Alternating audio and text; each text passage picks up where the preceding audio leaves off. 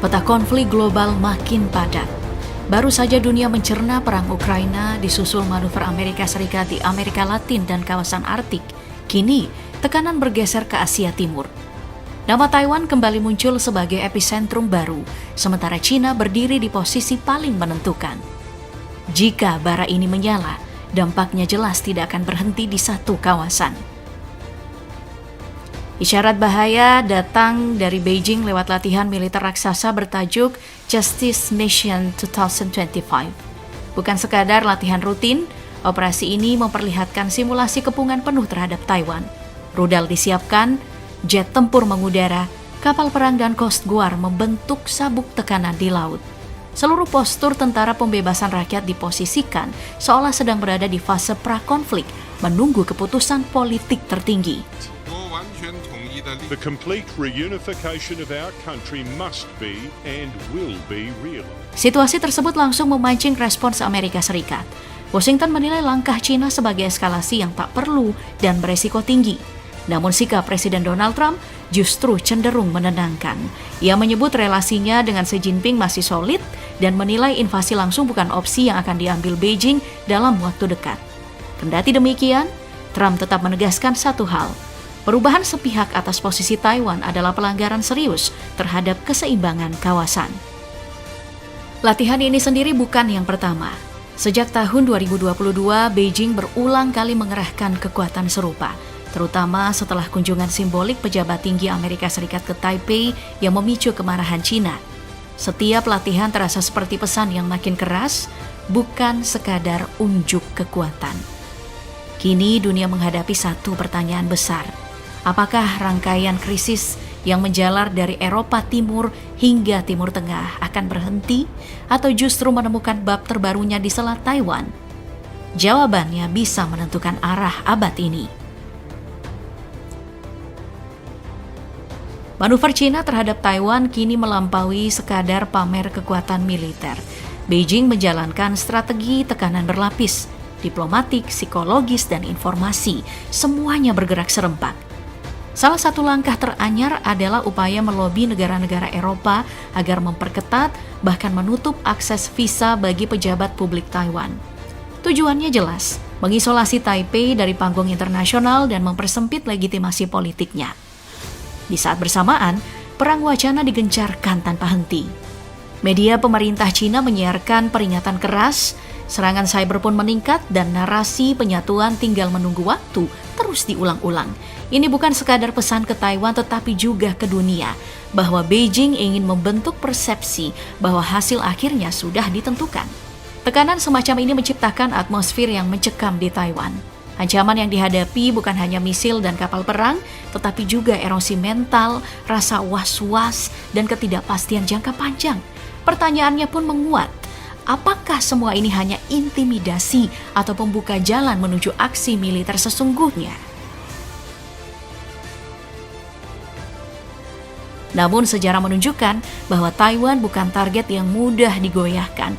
Selama lebih dari 7 dekade, pulau ini bertahan di bawah bayang-bayang klaim Beijing tanpa runtuh.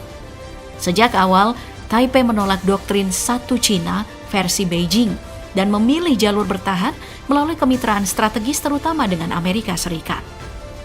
Di ranah militer, Taiwan secara rutin mengasah kesiapan. Latihan Hankuang digelar setiap tahun sebagai simulasi pertahanan menyeluruh, sementara kerjasama dengan Amerika Serikat dan sekutu regional terus diperluas. Thousands will be called up to defend the country. Bahkan Jepang ikut terlibat dalam latihan gabungan, menandai meningkatnya kepedulian kawasan terhadap stabilitas Selat Taiwan. Upaya Taiwan tidak berhenti di medan tempur. Secara diplomatik, Taipei terus berjuang menembus blokade politik Cina, mencoba mendapatkan ruang di organisasi internasional seperti PBB dan WHO meski kerap mentok veto Beijing. Setiap kunjungan pejabat tinggi Amerika Serikat ke Taiwan, termasuk kunjungan kontroversial pada 2022, selalu memicu reaksi keras Cina, berupa latihan militer skala besar di sekitar pulau.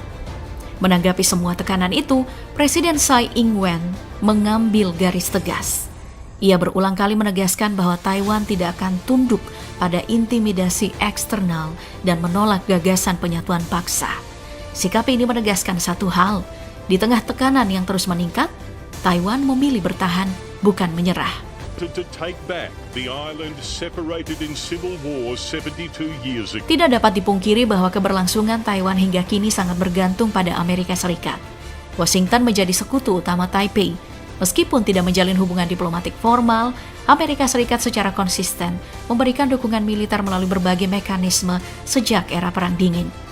Salah satunya adalah Formosa Resolution 1955 yang memberi Presiden Amerika Serikat wewenang dalam menggunakan kekuatan militer untuk melindungi Taiwan dari serangan Cina.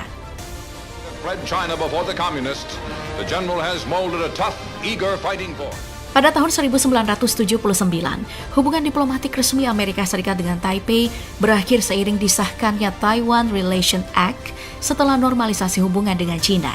Namun dukungan tetap berlanjut berupa aliran dana, suplai senjata, serta diplomasi publik dan pernyataan internasional. Sejak 1951, pasca Perang Korea, Amerika Serikat rutin memberikan bantuan finansial dan pertahanan melalui Foreign Assistance Act. Dan pada tahun 2010, penjualan senjata senilai 6,4 miliar US dollar pun disetujui, termasuk pesawat tempur, sistem pertahanan udara, dan kapal patroli. 10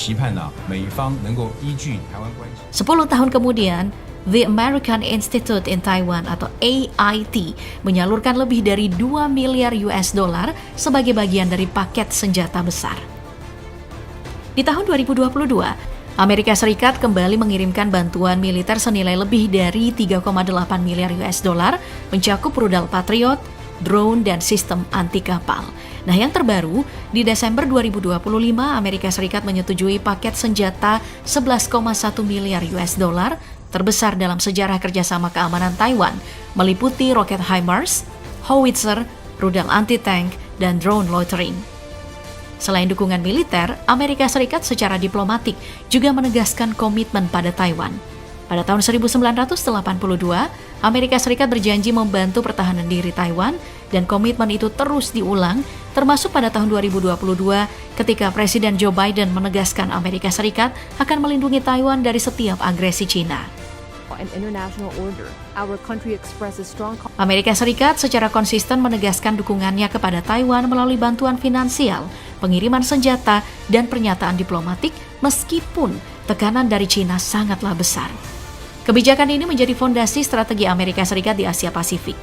Lalu, mengapa Washington begitu gigih mempertahankan Taiwan meski resiko konfrontasi dengan Beijing tinggi? Jawabannya sederhana, yakni Taiwan adalah pusat produksi semikonduktor global. Perusahaan TSMC menguasai lebih dari setengah pasar chip dunia. Komponen penting untuk teknologi canggih Amerika Serikat, termasuk sistem militer dan kecerdasan buatan. Dengan Cina berusaha mengembangkan industri chip sendiri, posisi Taiwan menjadi semakin kritis. Jika jatuh ke Beijing, Cina akan mengendalikan suplai chip global. Taiwan juga menjadi partner utama dalam perdagangan pertahanan. Pembelian senjata dari Amerika Serikat memperkuat kemampuan militer Taiwan, sekaligus memperluas pengaruh militer Amerika Serikat di Asia Timur, sekaligus membatasi ruang gerak ekspansi militer Cina di kawasan. Selain itu, Taiwan berperan penting dalam menahan Cina mengakses teknologi chip tercanggih yang bisa memperlambat ambisi Beijing menjadi kekuatan teknologi dominan. Langkah Amerika Serikat pada tahun 2025 membatasi ekspor chip ke Cina menunjukkan bahwa Taiwan berfungsi bukan hanya sebagai sekutu militer, tetapi juga sebagai alat strategis untuk menjaga keunggulan teknologi Amerika. Dengan demikian, Taiwan bukan sekadar partner, melainkan titik tumpu yang menjaga Cina tetap terkunci dalam konflik regional yang menyerap sumber daya ekonomi dan politiknya.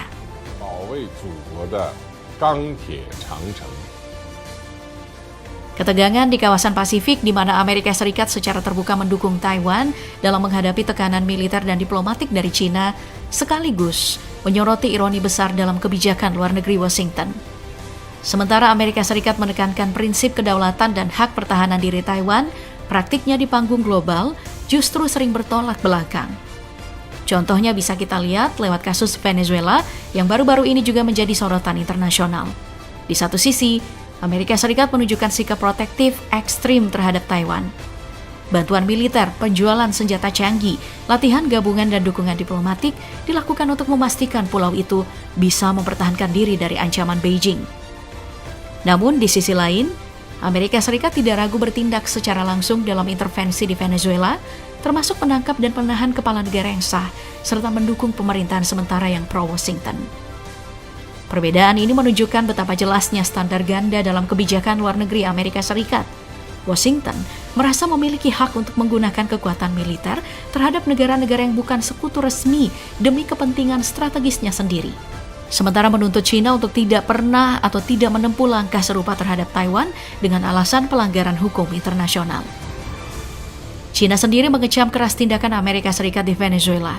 Beijing menilai Washington bersikap hegemonik dan mengabaikan prinsip dasar kedaulatan negara lain, serta menyerukan agar Amerika menghormati piagam PBB. Bahkan, China memberikan dukungan diplomatik kepada pemerintahan sementara Venezuela sebagai bentuk protes terhadap intervensi Amerika Serikat. Ironisnya, ketika Amerika Serikat memperingatkan China agar tidak melakukan serangan militer terhadap Taiwan, Washington sesungguhnya telah menunjukkan bahwa pihaknya tidak segan melakukan intervensi sepihak terhadap pemerintahan asing demi melindungi kepentingan nasionalnya sendiri. Hal ini memperlihatkan bahwa dalam politik internasional, prinsip kedaulatan dan hukum global sering diterapkan secara selektif, tergantung seberapa besar kepentingan strategis negara kuat yang terlibat.